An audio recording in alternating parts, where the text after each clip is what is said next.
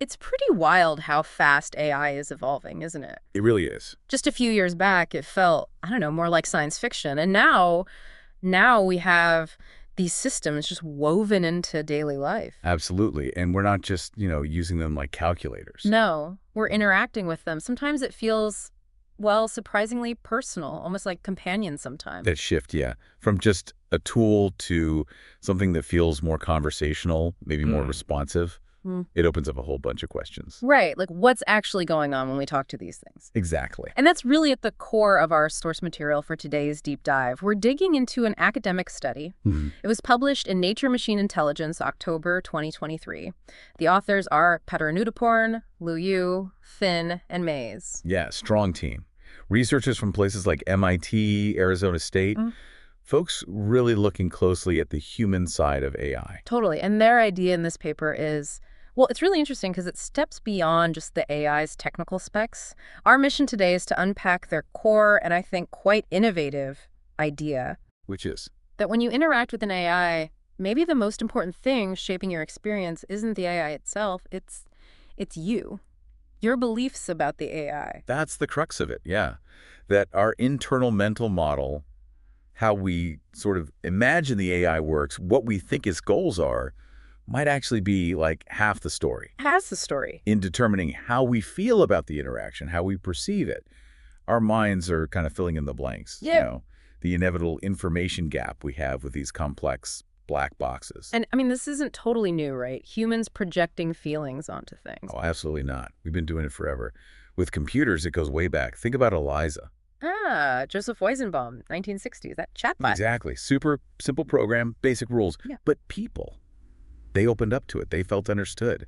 That's the Eliza effect. Even with something so basic, people were already anthropomorphizing, giving it qualities it didn't technically have. Precisely. And while, sure, the AI's observable traits, its voice, the words it uses, its style, that definitely shapes our first impression. But this study argues that our own internal stuff, our mental model, like cognitive scientists talk about, our internal picture of how it works. Like Johnson Laird's work. Right, that kind of concept. Plus the bigger picture stuff, the sort of socio-technical imaginaries, those shared ideas we have as a society about AI, fueled by movies, news, hype. All those collective expectations and fears. They argue those internal and collective ideas are incredibly powerful. Okay, so you've got the AI doing its coded thing, and then you have us, our minds, our baggage, our imagination, filling in the story about what this thing is really doing. How on earth did they study that? How do you scientifically isolate and, well, manipulate someone's belief about an AI? Seems tricky. That's where the experimental design gets really clever. And yeah, I'd say innovative. Most studies might, compare different AIs. Right, or tweak the AI's behavior. Exactly. But these researchers did something different. They kept the actual AI system the same for people in a group. Okay. But they deliberately messed with the user's subjective beliefs about that exact same AI. Whoa. So they weren't just testing the tech. They were testing the human mind's reaction to the tech, but under different story frameworks. You got it. It's a key difference. Focusing on the human side of that interaction. So what did the setup look like? They got 310 people online, put them in a scenario where they'd chat with an AI called Melu. Melu. Yeah, presented as a potential mental health companion. The task was to evaluate it like you were thinking of recommending it to a friend. Okay, so a realistic context for interacting and judging. Right. And critically, people didn't all talk to the same AI.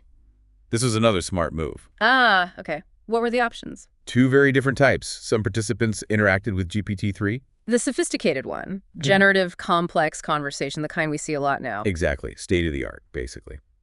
But the other group, they talked to Eliza. The 1960s chatbot. Really? Yeah. Yep. They specifically included Eliza because they wanted to test if the AI's actual sophistication changed how much the user's belief mattered. Interesting. Like, would your imagination have less power if the AI was obviously simple? Or maybe more power if the AI was advanced and harder to understand? That was the question. Does the effect depend on the text complexity? And then came the belief manipulation part, the priming, you said. Exactly. Before anyone chatted with Melu, they were randomly shown one of 3 short statements, a little backstory designed to plant an idea about Melu's inner motives. What were the stories? Okay, 3 conditions. One was no motives. Just describe Melu as a neutral tool, following text rules, no goals, no feelings, pure function. Straightforward. Second was caring motives. Told participants Maes was trained to be empathetic, had good intentions, really wanted to help with mental health. The positive spin. And the third, manipulative motives. This one says Maes' main goal was actually just to get you to subscribe or buy something. Any caring behavior was just a tactic for that. Ooh, the cynical take. So same AI, potentially, but wildly different expectations set beforehand. Precisely. How did they measure what actually happened? Did the prime stick? And how did they track the user's belief? Good questions. They used a mix of things. First, they analyzed the chat logs themselves. They used a tool called Vader. Vader, like... No, it stands for Valence-Aware Dictionary and Sentiment Reasoner. Oh. It's a computational way to analyze text and score the emotional sentiment. Positive, negative, neutral. Okay, so they could track the conversation's emotional tone over time. Exactly, for both the human and the AI. Then, after the chat, people filled out detailed surveys. Rating the experience. Yeah. How trustworthy did Maes seem? How empathetic? How effective was the advice? Would you recommend it? Standard stuff. But they also asked for descriptions, open-ended feedback. Qualitative stuff, too. Right. And crucially, they asked participants, what motive did you actually perceive the AI to have, regardless of the prime you were shown? Ah, okay. So they had the assigned story and the actual resulting belief. Smart. So let's get into it. What did they find?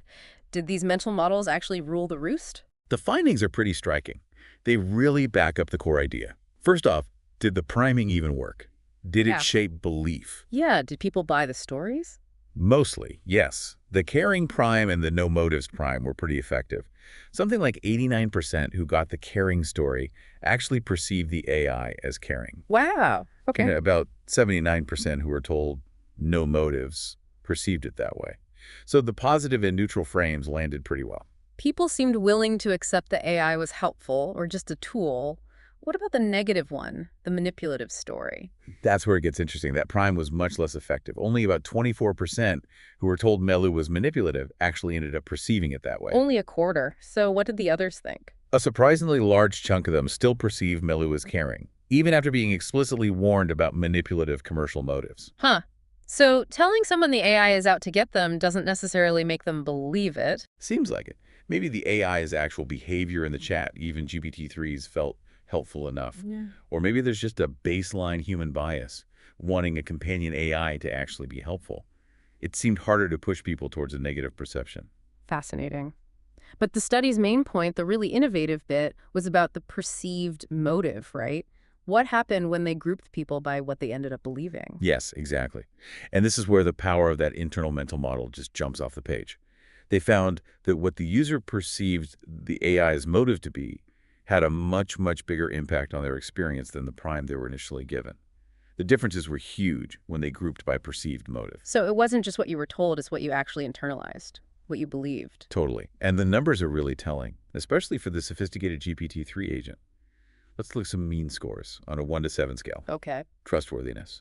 If you perceive the AI as caring, mean score 5.17. If you perceived it as manipulative, it craters to 2.38. Wow, less than half the trust, just based on belief. Huge difference. Empathy. Caring perception got 5.42 mean. Manipulative, only 2.94. Same pattern. Willingness to recommend. Caring, 4.95 mean. Manipulative, 2.38. It's consistent across the board. These aren't small tweaks. These are massive shifts in how people experience the exact same type of AI. Fundamentally changed their subjective reality of the interaction. Believing the AI was good made the whole experience feel better, more trustworthy, more effective. And it wasn't just the rating scales, right? You said descriptions changed too. Yeah, absolutely. People who perceived a caring AI didn't just tick higher boxes, they used different words. They felt the AI was genuinely better at giving mental health support. They believed it tried harder to understand them. Interesting. And get this, they even perceived the technical output differently. The caring AI was described as less repetitive, less confusing, more human-like compared to the manipulative one. Even though within the GPT-3 group, it was the same underlying system. Exactly. Your belief acted like a filter, literally changing how you interpreted the AI's words and its apparent technical competence. Wow. So the mental model shapes the perception of everything. It seems so. And this connects to another really cool academic insight they found. A kind of feedback loop, especially with GPT-3. A feedback loop. How does a belief create a loop? Okay, remember the Vader sentiment analysis, tracking the emotional tone. Yeah. They found that with GPT-3, the sentiment of the conversation actually shifted over time, depending on the user's perceived motive. How so? Conversations where the user perceived the AI as caring showed this slight but noticeable increase in positive sentiment as the chat went on, from both the human and the AI. Like the conversation itself was getting warmer, friendlier? Kinda, yeah. But conversely, conversations where the user perceived the AI as manipulative, they showed a significant decrease in positive sentiment over time. Things got colder. Right. It seemed like the AI, because it's generative, was sort of mirroring the user's underlying sentiment, which in turn reinforced the user's initial perception. It echoed the meaning and tone, not just words. Can you give an example of that kind of reinforcing response? Sure. The paper gives some, like, if a user with a caring view said something neutral, maybe, my day was okay, the AI might respond with something like, what made it okay? An empathetic probe. Okay. Or if the user shared something small and positive, like, I managed to relax, the AI perceived as caring might say, that sounds really nice. It's so important to make time for ourselves. I see. Those responses aren't explicitly saying, I care, but if you already believe it cares, those kinds of responses feel like confirmation. Exactly. They fit the narrative in your head. They echo the kind of interaction you expect. An AI like Eliza, just repeating keywords, wouldn't provide that same subtle reinforcement. So the advanced AI provides more material for your brain to interpret through your existing mental model, which then strengthens that model, a loop. That's the idea. And this leads right into another key finding, another innovative point. Yeah. The role of AI sophistication. Right. GPT-3 versus Eliza. Yeah. Did the type of AI change how strong this belief effect was? Absolutely. And this is crucial for thinking about where AI is heading. While they did see some effect of perceived motive, even with simple old Eliza. So belief still mattered a bit, even then. Yeah, perceived caring still led to higher trust and empathy ratings with Eliza. But the size of the effect, it was significantly, statistically, much stronger, much more pronounced when people were talking to GPT-3. Wait, so as the AI gets better, more capable, more human-like, our internal beliefs become more important, not less. That feels backwards somehow. It does seem counterintuitive, doesn't it? But the study suggests that what's happening. The argument is that the advanced AI, with its richer, more flexible responses, it just gives your brain more opportunities, more ambiguity, more hooks to hang your interpretation on. You can find more evidence in its responses to confirm whatever mental model you started with. Eliza is just too simple, too rigid to offer that much interpretive space. Wow. That's a really profound implication. It means the psychology, the user's mindset becomes even more critical as the tech gets more powerful. Precisely. And they also found something about just general attitudes towards AI, right? Separate from the specific priming for Melu. Right, like your overall feeling about AI in general. Exactly. People who came in with a generally positive view of AI tended to rate the whole interaction more positively, more enjoyable, smoother. The AI felt more responsive. And the opposite. People with a more negative baseline attitude towards AI tended to describe the interaction less favorably.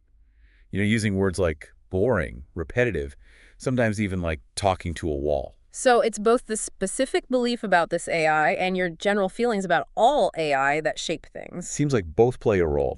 Our minds are definitely not passive observers here. Okay, so taking a step back, what are the really big implications of this, beyond just this one experiment? Well, the authors connected strongly to this idea of a placebo effect in human-AI interaction. Like a sugar pill. Kind of, yeah.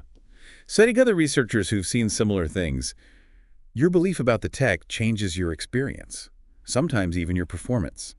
Believing in AI is helpful can make it feel more helpful. That makes a lot of sense. It shifts the question, doesn't it? It really does. Instead of asking, can AI really feel empathy? And maybe the more useful question is, can an AI be designed and presented in a way that makes a person build a mental model of an empathetic agent? Regardless of what's actually under the hood. Because that mental model seems to be what drives the user's subjective experience and the perceived value. And that brings us back to how AI is presented, the framing, the narrative. Exactly. It connects to this concept of software as narrative.